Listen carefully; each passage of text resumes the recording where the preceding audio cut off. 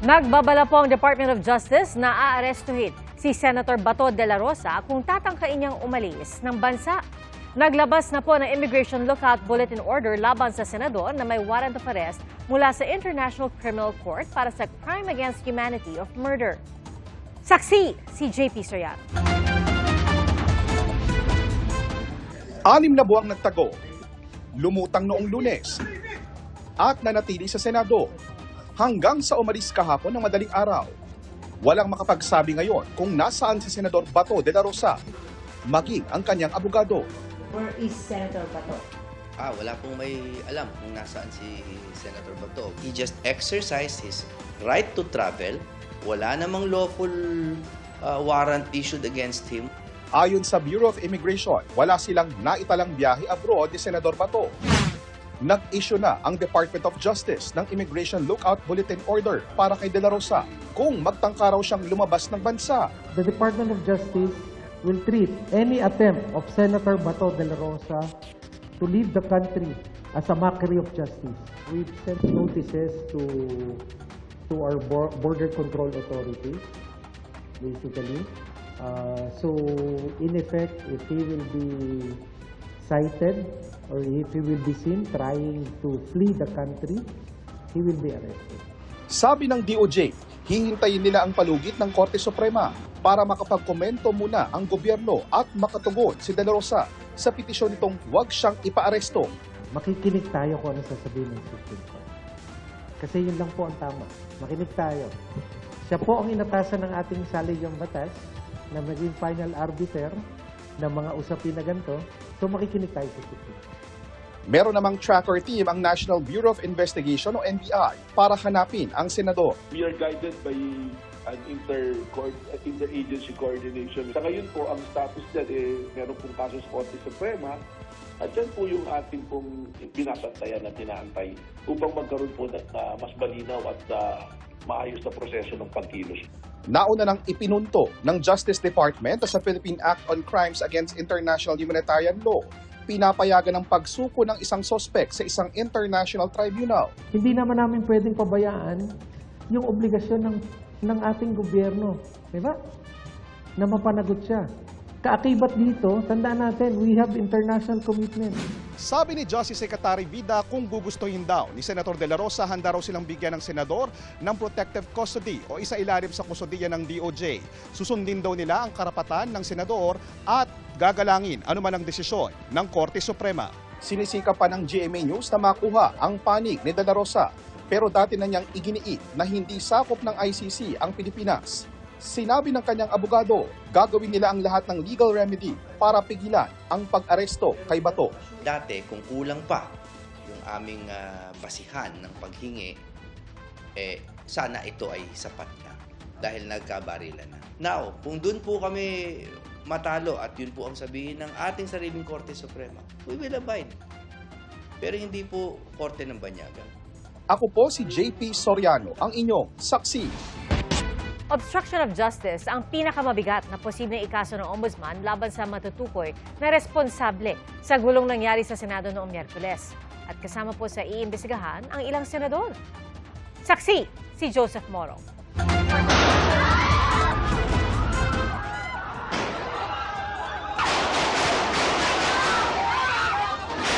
Sa gitna ng investigasyon ng Ombudsman sa gulo sa Senado at pag-alis doon ni Senador Bato de la Rosa nitong Miyerkules, hinamon ni Ombudsman Jesus Crispin Remulla ang senador na harapin ang mga paratang laban sa kanya. Anong klaseng tao yan?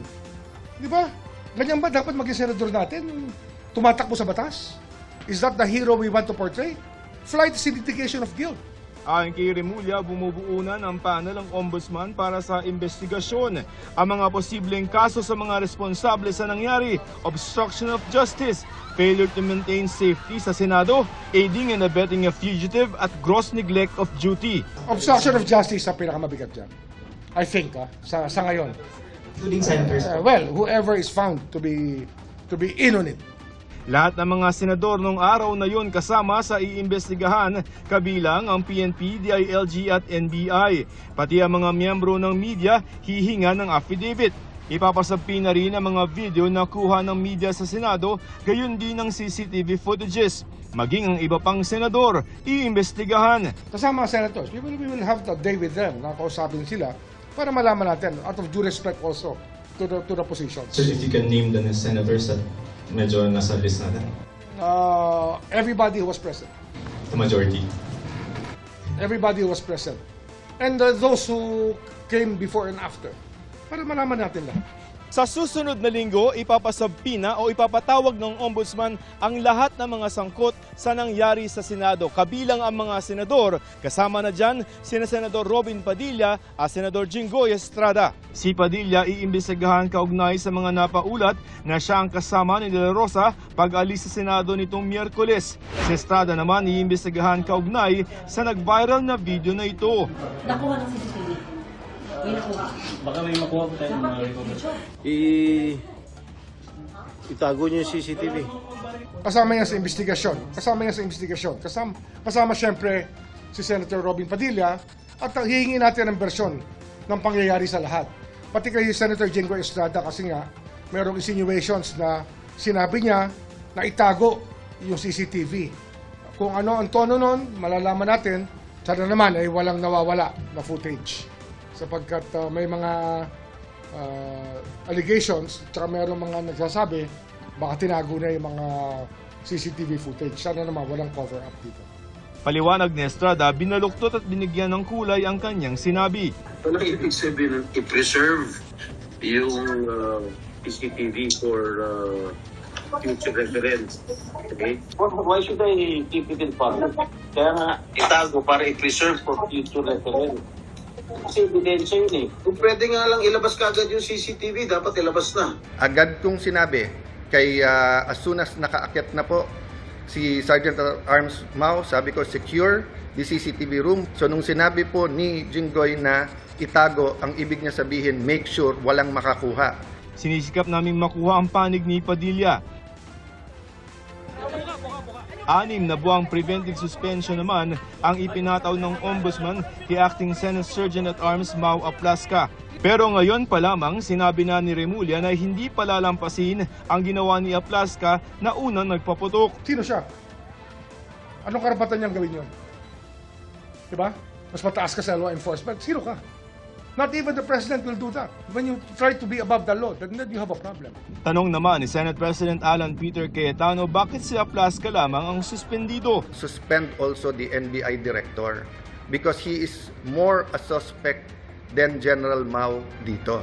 Wala pang pahayag tungkol dito si NBI Director Melvin Matibag. Sa kwento ni Aplasca, nagpaputok siya ng warning shot dahil hindi sumunod sa kanyang direktiba ang mga taga-NBI na ibaba ang kanilang mga armas. Kung nakita ka ng NBI dyan, ano po dapat ang logical na ginawa mo? Hindi ba dapat tinawagan niya ako, Direktor, may mga NBI. Ang sinasabi niya sa akin, ba't hindi ako nagko-coordinate? Hindi po talaga ako magko-coordinate sa kanya dahil wala naman kaming operation po sa Senado. Ang naging coordination ko po sa GSIS dahil may invitation po sa amin ng GSIS. Ako, matagal po ako sa military and law enforcement. Alam ko po na pag mayroong operation ng isang armed component ng ating pamahalaan, magsasagawa po sila ng pre-coordination dahil delikado po eh. Ako nagtataka po kung siya alam niya ang ginagawa niya being part of the law enforcement agency ng government.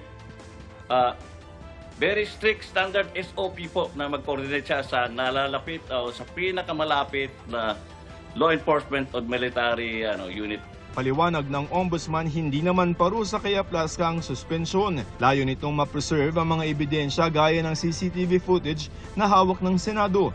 Ang NBI naman pinag-aaralan kung pwede nilang kasuhan si Aplasca. Law enforcement officer po yun sa security personnel eh. Siya pa yung magpapababa ng baril. Baliktad po, dapat siya yung nagbaba ng baril dahil nagpakilalang security personnel yun. At umaga pa lang, alam niyang nandun po ang NBI. Pinag-aaralan po namin yan in consultation po with the Department of Justice. Hinihinga ng GMA News ng bagong pahayag si Aplasca. Sa ilalim ng Police Operational Procedure sa paggamit ng baril, pinapayagan lamang ang warning shot kung outnumbered at overpowered ang pulisya at may nakambang imminent danger sa kanyang buhay. Ayon sa PNP, kahit hindi pulis, ang pagpapaputok basta-basta ng warning shot ay may katapat na parusa sa ilalim ng batas. May batas naman na nag-govern sa kahalintulad na insidente ng halimbawa ng warning shot. Nandiyan ang revised penal code na sinasabi about indiscriminate firing at yung possible charge na alarms and scandal. Ako si Joseph Morong, ang inyong saksi. Pinaglalamayan po ng kanyang pamilya ang 3 taong gulang na bata na patay matapos hampasin ng kawayan at iuntog sa semento sa Pangasinan. Ang suspect, lolo ng biktima. Saksi si CJ Torida ng GMA Regional TV. Bakas pa ang dugo sa sahig ng bahay na ito sa Pozorubio, Pangasinan. Markang iniwan ng karahasang sinapit ng 3 taong gulang na bata sa kamay mismo ng kanyang lolo. Traumatic brain injury ang ikinasawi ng bata batay sa kanyang death certificate. Hinampas umano ng kawayan at iniuntog sa semento ang bata ng 57 taong gulang na suspect. Alam ko naman na maaaring nalaglag lang or masakit, nagsusuka lang. Nangihinga na po ako. Hindi na po ako nakatayo dun sa harap niya. Nangyari ang krimen sa bahay ng lolo at lola ng biktima. Doon ipinagkatiwala ang bata dahil parehong may trabaho ang kanyang magulang at hindi rin pwede ang kapatid ng kanyang ina. Maaga po yung duty ko.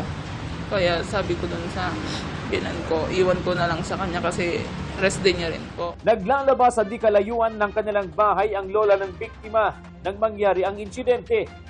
Pagbalik ay dito na nakita ang kanyang asawa na nagpupunas ng dugo sa sahig. Isinugod pa ang kanyang apo sa ospital pero pinawian din ng buhay. Agad inaresto ang suspect na nagtangka umanong tumakas. Sorry po. Mahaharap ang suspect sa reklamong parricide. Iniimbestigahan ang kanyang motibo. Ako si CJ Torida ng GMA Regional TV, ang inyong saksi. Patay isang babaeng bedridden nang masunog ang kanilang bahay sa Caloocan City. Ang hininalang sanhi ng sunog, kandilang ginamit sa gitna ng brownout. Saksi si Bea Pinlac. Sa gitna ng pagtitiis sa ilang oras na brownout. Labo na rito, oh. Labo na to. Binulabog ng sunog ang mga residente ng Barangay 145 Bagong Baryo, Caloocan mag-alas 10 kagabi. Dali-dali silang lumikas. Nagkukumahog na mailigtas ang kanilang mga kaanak, alagang hayop at mga gamit. Tila gumuho ang mundo ng pamilya ni Ana. Hindi niya tunay na pangalan. Nilamon kasi ng apoy ang kanilang bahay, kung saan natrap ang 50 taong gulang niyang tita na bedridden. Trinay ko naman buhatin yung tita ko, hindi ko lang talaga siya kaya lapitan kasi nga malaki na yung sunog. Trinay ko naman siya buhatin. That time, trinay ko naman takpan or buhusan. Hindi ko talaga kaya lapitan. Trinay ko naman siyang isalba. Hindi ko rin talaga kaya. Hindi siya talaga makalabas kasi bedridden. Hindi siya na-evacuate. Na-trap na po siya. Sa lakas ng apoy, hindi rin daw niya nailigtas ang alaga niyang aso. Ayon sa Bureau of Fire Protection, ang posibleng mitsa ng sunog. Nagkaroon kasi ng brownout kanina daw dito and then gumamit sila ng kandila. Yun po yung alleged na pinagmulan po ng ating sunog. May mga nadamay na tao na hindi naman namin gusto. Pasensya na po sa mga nadamay namin. Wala po kami intensyon. Wala pong may gusto nung nangyari. Humigit kumulang 10 bahay ang natupok sa sunog batay sa tala ng BFP. More or less, nasa 30 families. Usually, yung isa kasing compound na yon, maraming families dahil magkakamag-anak po yung silang mga naapektuhan doon. Nagbayanihan na rin ang mga residente para makatulong sa pag-apula sa apoy. Problem natin dito yung mga congested streets. So yun po ang number 1 na predicament natin dito na kung kanina naobserbahan nyo yung mga fire truck natin, halos naka 1 lane lang. Pero wala na makakadaan. Mas na nawalan na ng tubig, hindi na pwedeng makalabas. Inaalam pa ng BFP ang halaga ng pinsala. Sa barangay hall muna nananatili ang ilang pamilyang nasunugan. Ako si Bea Pinlac, ang inyong saksi. Posible po ang taas presyo sa ilang produktong petrolyo sa susunod na linggo. Ang sa isang oil industry source, 2 piso hanggang 2 piso at 50 sentimo kada litro ang nakaambang taas presyo. 75 sentimo hanggang piso at 25 sentimo naman sa gasolina. Batay po yan sa Mean of Platts, Singapore at sa palitan ng piso nitong nakaraang 4 na araw. Nakaapekto po riyan ang mataas pa ring presyo ng krudo bunsod ng nagpapatuloy na tensyon sa gitnang silangan.